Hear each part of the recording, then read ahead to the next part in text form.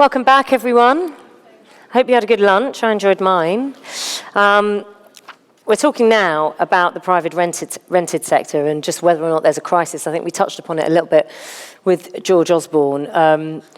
Many of you asking if landlords really are quitting the sector, as so many experts are claiming, and has the government, as it was put to George Osborne, underestimated the impact on landlord confidence after abolishing that Section 21 no-fault eviction notices? That's just one or two of the issues I think that we're going to look at now. So we've got a chat for about 40 minutes, and I've got a very, very lively panel. I've been sitting with them in our little green room, and I think we're going to have a quite lively conversation.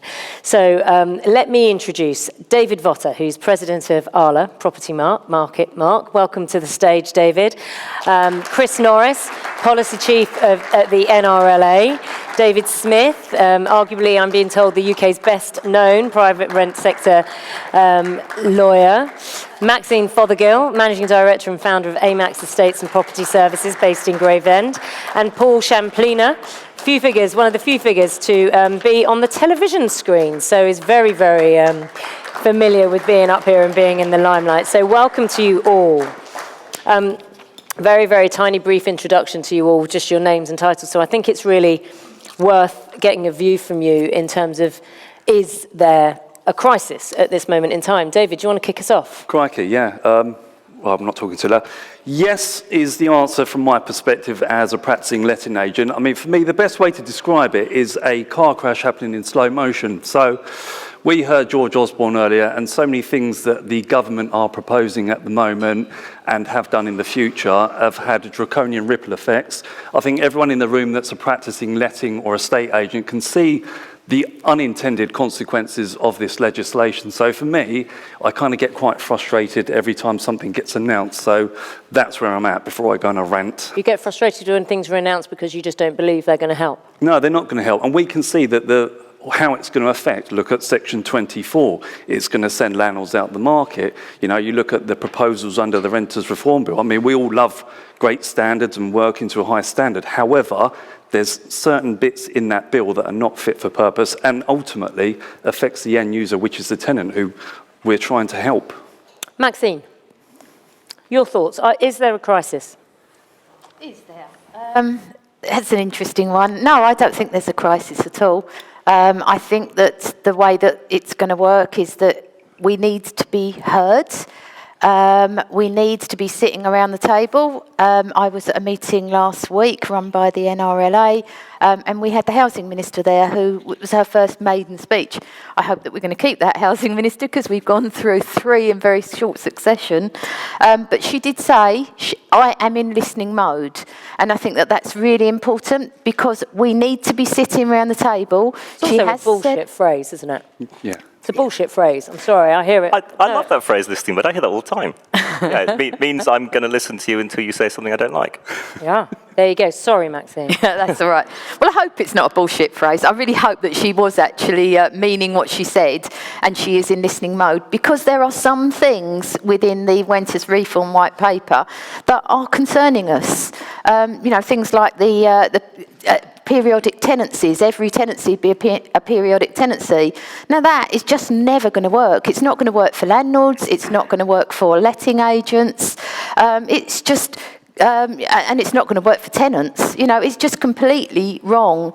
And I think that we need to learn lessons from what's actually happened within Rent Smart Wales, where that was actually voted down. So I would like to see certain things, but we've got to be around the table to make sure that we get a fair system going through and not going into secondary legislation at the end of the day.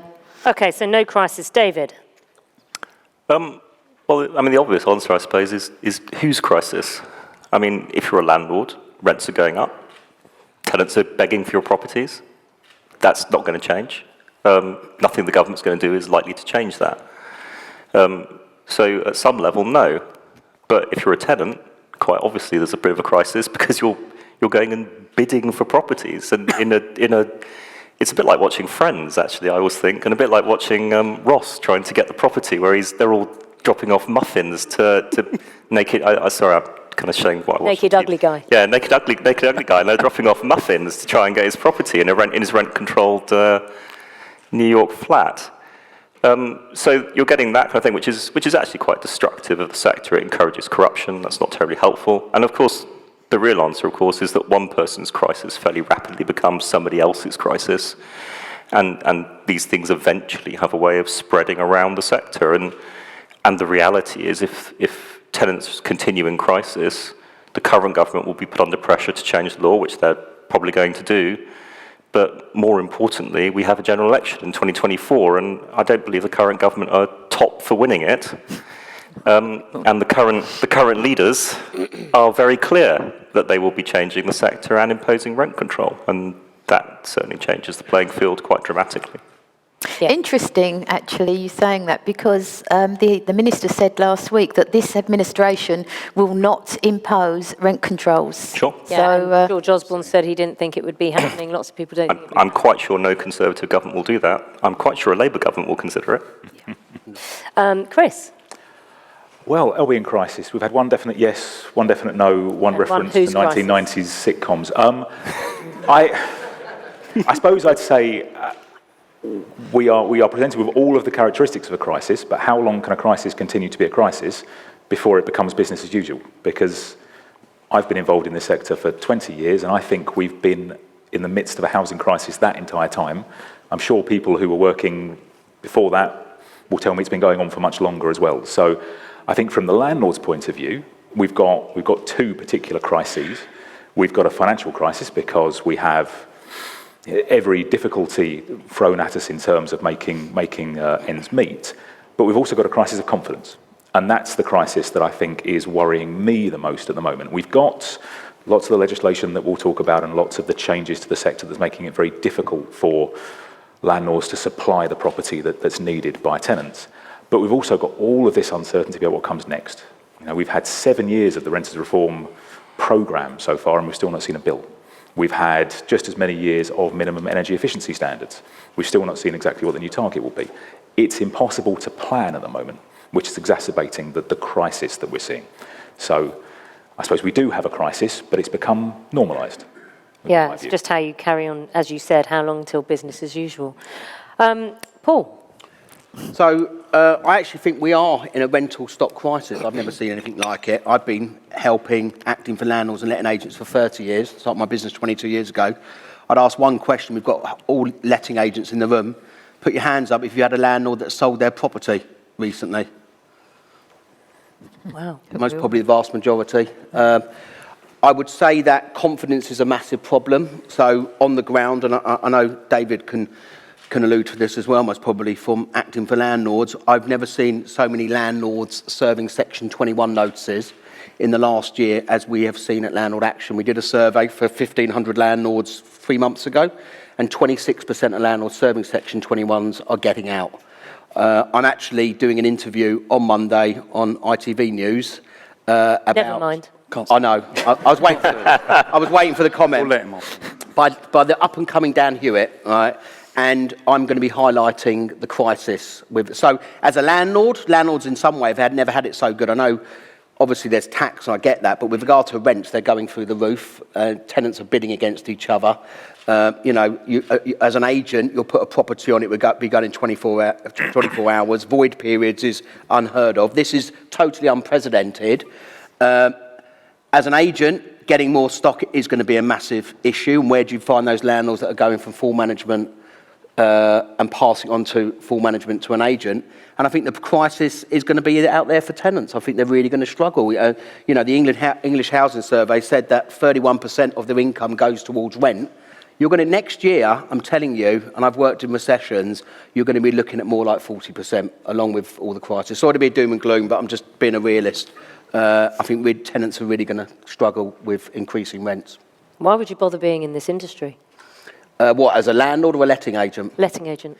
As a letting agent, letting agents are needed more than ever by landlords. I travel up and down the country, do public speaking all the time. Landlords, unfortunately, are driven by cost, which is an issue. But, to be a landlord nowadays is the hardest thing to do. And actually, You letting agents, you are unsung heroes. Actually, you undercharge for what you do, but actually there's a real big education bit of work you've got to do with your landlords. It's really, really important. And identify who those landlords are and what they're doing on their journey. They're not just a number now. You've really got to make sure you utilise that landlord, especially if they're going to grow their portfolio. David? Yeah, I was going to say, I think in some senses this is a really good time to be an agent. That may sound weird, but the government's going to change the law. You know they're going to change the law. What was one of the last big drivers for agents? The Housing Act 2004 introduced tenancy deposit protection and licensing. In some senses, if people change the law, that means landlords need agents more because you provide knowledge. So provided agents are staying on top of change, there's an aspect in which that's a positive thing. And I'm quite clear it's good for me as well. Obviously, it's good for me if the government changes the law, but it's good for agents if the government changes the law to some extent, as long as they don't make agency illegal. Because landlords have to react to that, and you provide their first port of call for knowledge. And while landlords are selling, the reality is they're also buying. It doesn't. Right. So more landlords will come in. They're just different landlords, and agents need to find them. And good agents, in my view, will continue to rise across that and continue to run good businesses. Maxine? Yeah, if we look at the example of what's actually happening on the 1st of December in Wales, on Rent Smart Wales, the new legislation, one of our colleagues that looks after huge portfolios of the sector as an agent, she's actually reported to us that landlords are coming back in their droves. So I think that probably David's right. You know, we've already got 170 parts of legislation, underneath it 400 parts of regulation, and with the changes coming about through the Renters Reform White Paper, never will there be more need for us to be able to act for the landlords, because it's hard enough for us to catch up, let alone, you know, somebody who's just bought their first property and they have no idea what they need to do. So I really hope that we will also see the same thing through the changes that we're likely to actually be incurring. Here's something to throw out. Thank you for the Slido question. Keep them coming through, because this is about what you want to hear, not about me asking the questions. Someone's asking, should we now, and just put a hand up or just jump in, should we now give up on the Conservative government and lobby Labour to scrap S24, Section 24, in return for supporting reasonable rent control? David? I think this is a really interesting question. The fact is the Conservative government doesn't think it needs to try to get landlords' votes. They think they're nailed on to a large extent. But landlords have voted Labour in the past. Primarily, no. Not recently, I accept. You know, I doubt many of them voted for Corbyn, but I don't think Labour has to do much. Obviously, they'd have to ditch rent control. I don't think it's very realistic to ask them to get rid of Section 24. But if they can show they're running a good economy, I'd say that already puts them somewhat head above where we've been recently. And if they've got a plan to bring interest rates back under control, then that will stand them quite a long way against a certain amount of reasonable regulation. Chris? Yeah, I mean, actually, that's a lot of what I was about to say. I mean, Sorry. There was always going to be a lot of agreement, wasn't there? I think that is absolutely right. I think there's not that much clear space at the moment between the programme that we're experiencing with the current government and the one that is likely to be proposed by Labour. It's tinkering around the edges.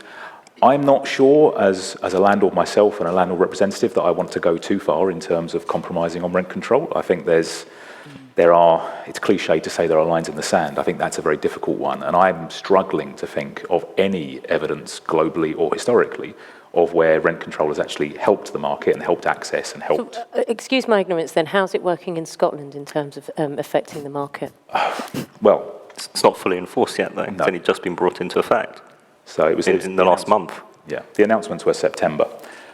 It's essentially a retrospective, David probably understands this a lot better than I do, but a retrospective freeze on rent increases.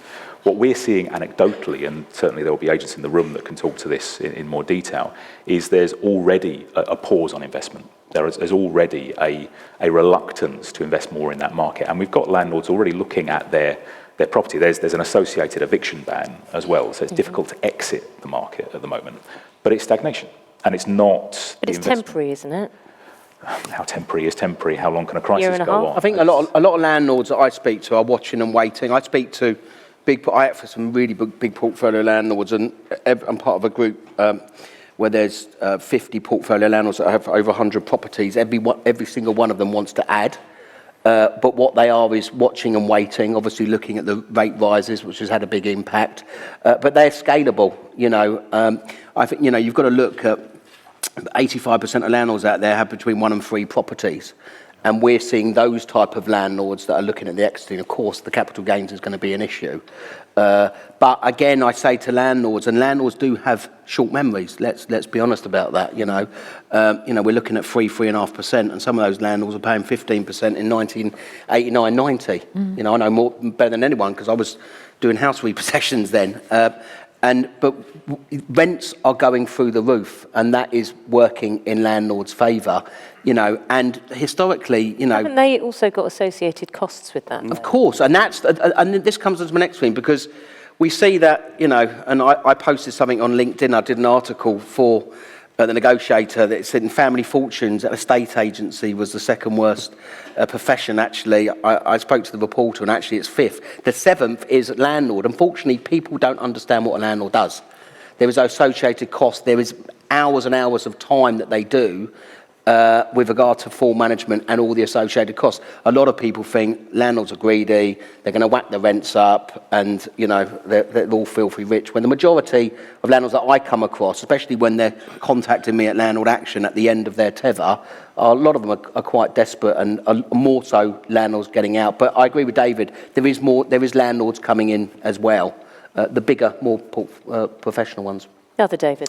I mean, as a letting agent on the front line, we're not seeing as many landlords as we want to come to the front line. So the thing is, we are in a broken system at the moment. So you imagine it doesn't favour the tenant, doesn't favour the landlord, really. You know, a tenant complain about bad conditions, they can get a HHSRS report from the local authority, they can come in, they can potentially serve an improvement order, they won't follow up that improvement order. Next thing you know, you hear something tragic in the news, you know, about a child. Which is linked to social housing more than Social private. housing. Yeah, it is, but it affects across the board. You know, there are. Not to underplay its disgusting one. Yeah, and there's bad in everything. You know, so the trouble is, it's got to be more attractive for a landlord. And you know, we talk about Section 21, right?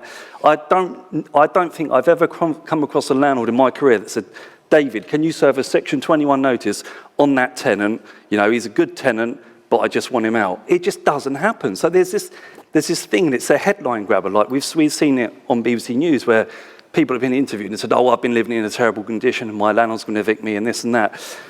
Because they're afraid to complain. Yeah, there is that. There very much is that. And there are those rogue landlords out there, but there's no enforcement, there's no money to enforce. So the real issue we've got here is basically looking at the conditions of the property, looking at the landlords and thinking, right, we've got to enforce this, we've got to enforce that, but there's certain bits of legislation that just are not fit for purpose for either party, really. You imagine a landlord that says, oh, right, my tenant's complaining because the boiler's not working. Okay, I'm going to evict the tenant because they're complaining. Right, tenant moves out, they have a void period, they have a month's setup cost, right? And then they find another tenant, and that boiler still needs repairing, so it's a false economy if people believe that. Yeah, but landlord redress is going to be coming, and that's on the horizon. Which is brilliant. Which means it means a level playing field with letting agents. Let's be honest, you've got 2.3 million landlords out there, best part of 28,000 letting agents. You know, I represent the property redress scheme. 25% of the complaints we get about letting agents is poor communication and service. I think that when landlord redress does come in, albeit it's going to be mandatory and trying to get the word out there to those landlords that don't see themselves as landlords, or thus the landlords that don't even put deposits in deposit schemes, and that was in 2007, is going to be a challenge. David. I don't think landlord redress make any difference at all.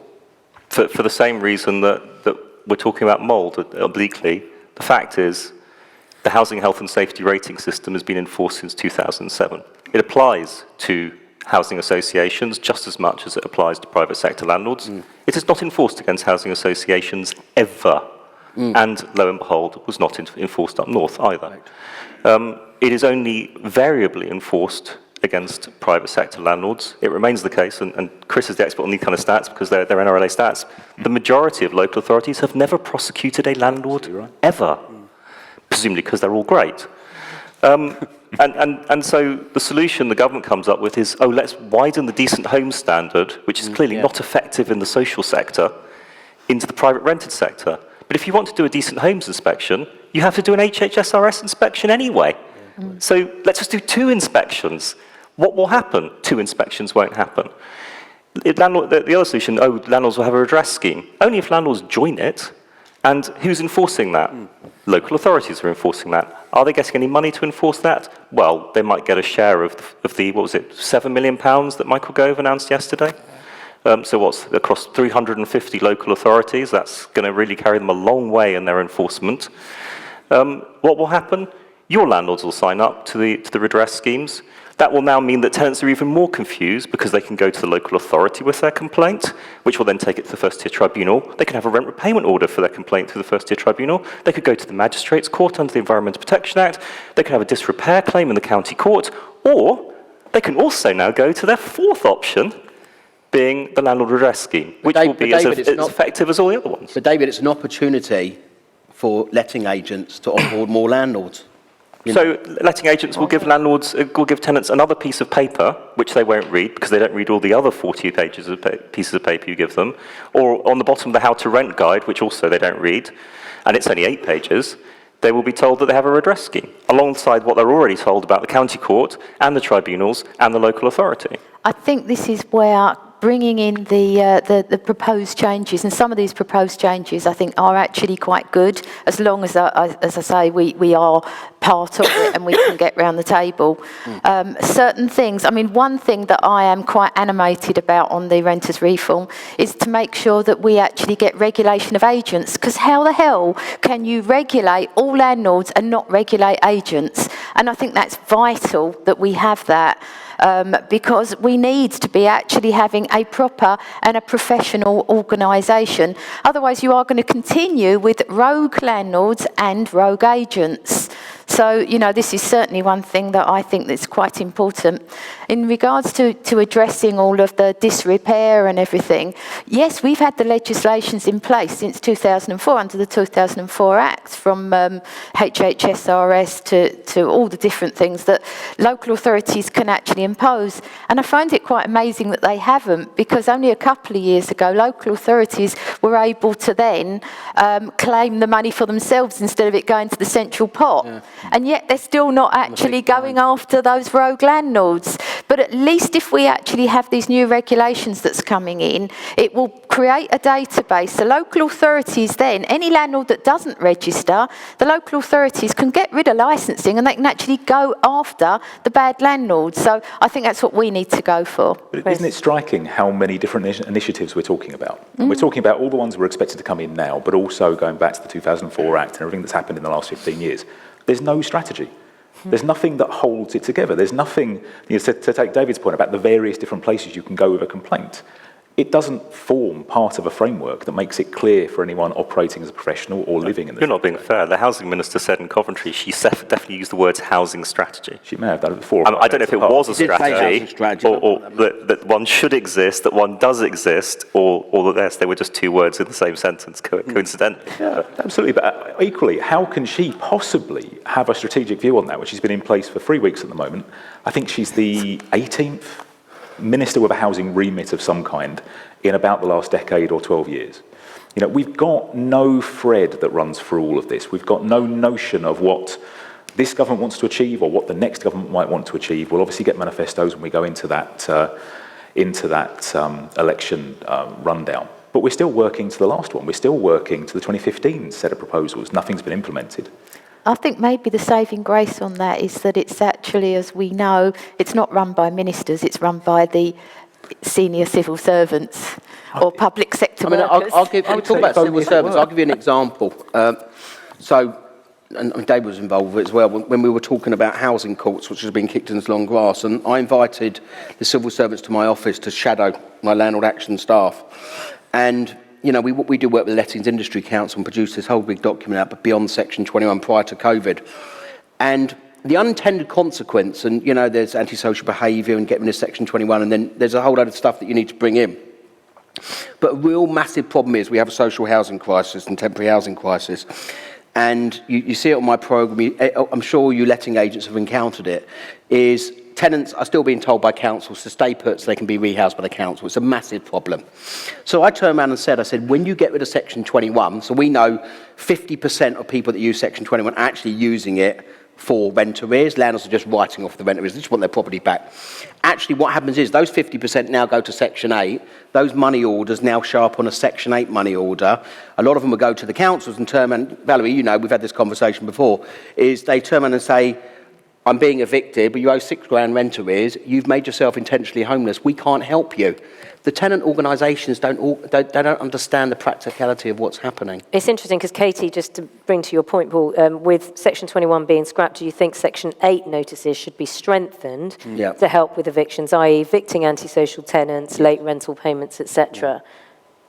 Yes, 100%. Because you imagine the Section 8, you've got 17 grounds for possession. If you imagine ground 7A, I believe it is, antisocial behaviour, if a landlord will want to evict a tenant due to antisocial behaviour, it's not fair on the neighbours, it's not conducive to a good environment, and often that comes with rent arrears as well. So the Section 21 is the easiest, most cost-effective route to get that tenant out. You don't always have to go to court. It's a lot cheaper. You know, you don't have to go through that long-winded process. Whereas, you know, Section 8, ground 7A, they've got to be convicted. And do you know how long it takes to get a conviction under antisocial behaviour? It's just not well thought through. So I think to answer that question, by all means, if you're going to get rid of Section 21, do it, but you've got to have a robust Section 8. And I think one of the proposals we suggested in the past, it would probably get laughed out, is make all the grounds for possession. Because how many times can you sign a legally binding contract, one party breaks that contract, and it just goes, don't worry about that. Forget about it. I think the worry there, David, also about the Section 8 and antisocial behaviour is the new proposals aren't even covering the surface of antisocial behaviour. No. And that is really worrying, and this is why we need to be around the table. But the reality is the government can't do what they're promising. It's just not possible. No. Because there are three different things going on here. Dominic Raab sat before a Commons committee this week and said, effectively, there is no more money. And he's going to have to cut budgets for the Ministry of Justice. There is over 100 missing deputy district judges and district judges who do the majority of possession work in the county courts. There are 30 missing county court judges. The most recent competition for deputy high court judges couldn't find 7 people who wanted to be high court judges, and it's being rerun next year. That's like a prestige job. But the morale's at an all-time low when it comes to judges. I speak to judges as well. And trying to get a bailiff. Bailiffs are on £21,000 a year, right? You know, we're in a employment crisis, you know, and that's just over. These are all the unintended consequences. Landlords and agents need faith that the court system works. Well, we know otherwise to a certain extent, I mean, the delays. We also need to know that landlords feel that they can get their properties back in a timely manner. If you lose confidence along the way for all these various different issues, the result, landlords will decide that they've had enough. And if you scrap Section 21, you'll likely make it worse, because Section 21, of course, its big benefit, accelerated proceedings, doesn't require a hearing before a court. You scrap that, so they're also scrapping accelerated proceedings, so everything will have to go on Section 8, which will mean a hearing for all of these things, which means, of course, you have to have judges and court buildings and things like that to have hearings in, which we don't have. And then, coming back to antisocial behaviour, how far do you think you can really change the law? Antisocial behaviour is a ground for eviction. The government said it will make it mandatory, not discretionary. But they've still got to have a hearing. Correct. That still requires you to produce some evidence of antisocial behaviour, which means you're going to have to persuade the neighbours who won't come to court to give evidence, which you won't be able to do, so you won't get possession. Do you think that the Ombudsman might actually help with these sort of cases, though, the proposed Ombudsman? Well, the Ombudsman won't be given powers to evict people. 100%. Because one of the biggest groups against allowing other people to evict people is county court judges. Yeah. And they're incredibly influential. Someone's asking, do you think that complicating the eviction process will lead to having a Deregulation Act Mark II, aka Section 21 by a different name? Yeah, I mean, I was actually for, I mean, it happened during COVID and the eviction ban. I was up for, and it's happening in Wales, I was up for actually a Section 21 having a 6-month time period to a certain extent. I think, look, we know Section 21's going, that's a given. It's just how it's going to be implemented. But there is some, I mean, you know, we run a website called Landlord Zone, and Nigel writes for us as well as the negotiator. We wrote an article where Generation Rent said that, you know, evictions have gone up X amount. No one was evicting during COVID for the last 2 years. You know, the best part of 2022, there will be a maximum of most probably 20,000 accelerated possession claims. In 2015, there was 35,000. You know, what will happen next year is the figures will shoot right up. But they didn't evict because they couldn't. They couldn't evict. But in the social housing, I mean, we saw it. The social housing sector didn't evict for 2 years, and actually they make up the best part of 50 to 60% of accelerated possession claims as well. You know, the numbers are still really relatively quite small, but obviously headlines that evictions have gone up 120% and all that. But the reality is in 2019 there was 110,000 possession claims. This year you'll get the best part of maybe 85,000 possession claims, and next year, 2023, you'll exceed 110, 120,000. I'm very confident about that, pre-COVID. Let me throw another one out. Let's flip it onto the tenants, maybe. Do you think a campaign to educate tenants with regards to their rights would make a difference? No. Sorry. I think it goes back to David's point earlier. You know, you've got the How to Rent guide, right? And I don't mean this disrespectful for tenants, but when you're in the heat of the moment, you're moving house, the last thing you want to do is read your paperwork. You know, a lot of us do digital signing and everything. The agreement's signed quickly. Just give me my keys. I want to move in. That's it. So the thing is, we provide so much information. But then a campaign to help them. Yeah, you could do a campaign, but how will it be received? And, you know, a lot of people are very quick to moan, but not a lot of people are quick to look at resolving the problem or educating themselves. And there's so much available for tenants for help out there, but it's just whether or not they look at it. I mean, you know, you've got the How to Rent guide, there's so many different versions. You've got your tenancy agreement, tells you what you can and can't do. There's online help. You've got Shelter, are very, very helpful if you ever want to sue your landlord. Very helpful. I think, David, that where the education needs to come in, not on tenants, because we do provide the tenants absolutely loads of information, it needs to come from the start. It needs to come from the lender. And I've always maintained this. If the Council of Mortgage Lenders actually made it a condition that it was part of, when you get your mortgage, that you have to actually have some training, because as a landlord, it is mandatory that you actually know and understand the legislation, and landlords don't, then if that was actually implemented in the first place, it would be a big way to the education process. And I think it needs to almost come from the landlords in the first place. Many landlords don't want to manage their own properties, as Paul said. It's an average 1 to 3 properties. But I think there's a lot of work that has to go into tenants educating, because actually now they're on show. They're bidding against loads of other tenants. They need to showcase how great a tenant they are. They need to understand the landlord, understand the letting agent. There's a lot of better communication skills, because obviously they're driven by the property.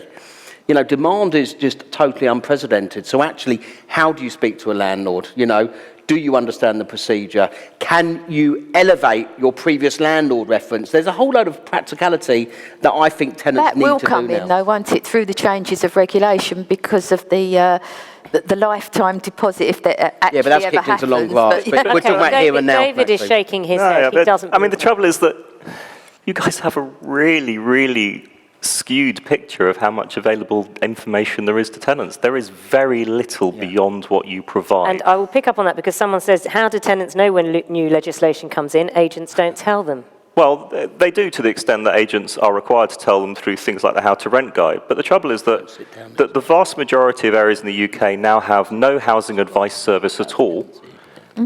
Shelter provides a service via citizens' advice bureaus by telephone and online. But if you don't have access to the internet, you're probably not going to be able to access that. If you don't live near a CAB and aren't within driving distance, you can't access that. The vast majority of tenants... You can access them online. You can access them online, but only if you have availability of online access. And the reality is the vast majority of tenants don't. My previous firm used to work for tenants all the time. We used to text tenants to turn up to their appointments. There's no point in emailing them because they can't receive the emails. They don't have data on their phones. Where you can't phone them because they don't have credit and they won't answer the call. You have to text them because they can receive text messages for free. So the trouble is that the level of communication to more vulnerable tenants is almost non-existent, and the government doesn't get it. point. I sat in a DWP meeting where at the time, the Minister for the DWP said, oh, we're going to put it all online because apparently tenants can check Facebook twice a day, so I think they can check DWP stuff. And I was like, well, I suspect you find they actually want to check Facebook, unlike your website. And also, you're just not addressing the problem. So I think the right campaign would work, but the amount of funding required at a time when the government has already cut funding to housing advice services is improbable. But it would have to be genuine, face-to-face advice with specific problems and not generic paperwork that's given to agents to thrust Although at people. there is a thought in this room from someone who says tenants are better educated than many landlords. Regulating landlords who self-manage is a must. The onus should be on the landlords to understand what they're doing. They're running a business. I mean, one of the things we sometimes, as professionals in the industry, mistake with tenants is that they sit around thinking about being a tenant all the time. You know, you're a householder. You are living your life. You happen to be renting a property. You're not sitting there thinking, I'm a tenant. I must stay educated about being a tenant. The flip side of that is, if I'm a landlord, far too few landlords spend their time thinking, I am a landlord, I run a business, I must stay educated. And that's why it's a struggle for an organisation like mine to get people to take the kind of accreditation courses that Maxine's talking about that would really help you run that business. We can't assume that every householder who happens to be renting wants to spend their time keeping up to date. The information needs to be available for them when things go wrong, and it needs to be in a format and via a channel, as David said, that they can access. But actually, it's the professionals that need to make sure they are proactively up to date. David? It's funny because sorry, David, I'm going to disagree with you for once in my life because I agree with everything you normally say. I like being disagreed with. Well, I think we all want the same thing. Let's argue a bit on this panel. It's a bit too laid back. So I think, people say that tenants aren't, in the know, don't know enough. If you've ever worked in property management, right, every flipping tenant is a property expert. Oh, I watch location, I've been on Google, you can't do this, you can't do that. So all of a sudden, the tenant that knows nothing, all of a sudden is a level 4 qualified letting agent, and I just think we're missing the point here because Google is a wealth of information. You can find whatever you want, whoever you want, and doing whatever they want. However, there's certain acts out there that date back to 1737, like the Section 18 for the Distress for Rent Act. If you don't know that exists, you can't look it up. So what a tenant will do will go, what are my rights as a tenant? Can a landlord evict me if he's not got a gas safety? The majority of tenants that we deal with do have access to Google. I think probably 2% of our portfolio still use a quill and a feather and all that, and Inkpot. Other than that, everybody's sitting on their phones. That's where the devices are. So I think people are educated when they want to be. Yeah, but David, I will argue with this to a certain extent. Not allowed. Stopping me arguing ain't going to happen, mate. Believe me. Go for it. Listen, we all say it, and it is really, really important. No tenants, no letting agents, no tenants, no landlords. At the end of the day, they are our customers, right? They're not a bother. No news is good news as a landlord. As long as our rent's being paid and the tenant's not calling us every 5 minutes, well, it's about reasonable. It's about managing expectations, and a lot of it is down to communications. The problem is the game has changed so much in the last 6 months, 3 months, because of the rental crisis that's happening. You will get tenants, and I'm saying this, Mr. Eviction Man, right? But I'm saying this, that you will get tenants that are tentative coming forward and worrying about complaints. And I do actually see that because there is a lot of apprehension and there's a lot of insecurities. And I speak to landlords, I speak to tenants, I speak to letters, I speak to everyone. And I think that you will see a bit of a shift change. I don't know what you think, David. Well, the problem is that talking to people in this room about protection for tenants is a waste of time because the regulation isn't aimed at you. It's aimed at the people who would never turn up to this conference, would consider it a complete waste of their time, and who think that a bit of mould in a property is perfectly acceptable because the tenant could just go somewhere else. It's my house, I can do what I want with it. And I see that every day of the week. I hear that every day of the week. Less than 10% of tenants turn up to a possession hearing. Correct. Yeah? So the trouble is that your tenants, David's tenants, I'm sure mostly are on the internet. Because they didn't read their paperwork, that's why I didn't turn up. But the reality is, the regulation isn't there for those tenants. Nobody really cares about them. The problem is the kind of person Naga was referring to earlier, who sits in a property that's covered in mould until their child dies. That's what regulation is for, and it's not effective. Okay, right. I've got 2 minutes. I've thoroughly enjoyed this. Have you? Forearmed is forewarned, as they say, okay? Let's finish. I've got a minute 53. I'm going to come down the line, and I just want a piece of advice for this room. Paul. Piece of advice for letting agents. You're needed more than ever. Showcase what you do. Right? You are unsung heroes. I'm not just playing to the crowd. You are. Explain to landlords why they need you. Don't take it for granted that you spend 85 hours on a 6-month tenancy agreement and all the hours. Explain it, okay? Landlords need letting agents more than ever, and you are seeing a lot of landlords that are turning to letting agent full management. You've got to strategize and think, where are those landlords? Okay, Marjorie. Maxine, Marjorie. sorry. Come on, Marjorie. Okay, Come on, Margaret. Maxine, right, sorry. I would say everything that Paul said I'll agree with, but I will also say please write to your MPs and make sure that the legislation is changed so that we get regulation of agents. We all work hard. We've got our professional qualifications and we're the people that take it seriously in the room. We want to get rid of those really bad, rotten agents that make our lives a misery and give us that race to the bottom. Right. So let's all write to our MPs and make sure that we bang on the drum about getting regulation of agents put into the Renters Reform White Paper. David. Expand your knowledge. Keep expanding your knowledge. Stay in front of the changes. They're all written down. You can read it if you want to. Chris. I ensure all your customers join the NRLA, obviously, because you want well-informed customers. But just Shut up, Chris. We won't take the business off you, don't worry. But David's absolutely right, and I think I would say, make sure you are better informed than your client. We get far too many landlords calling up our advice service saying, "I've been told X by my letting agent." That doesn't sound right. Are they right or are you right? And it doesn't inspire confidence. So stay ahead of your landlords. David.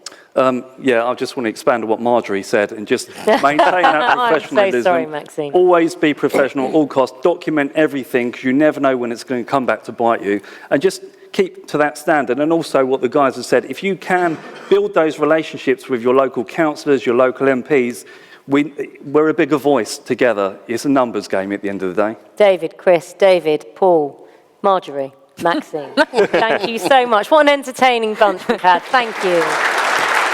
Marjorie, There's a new one.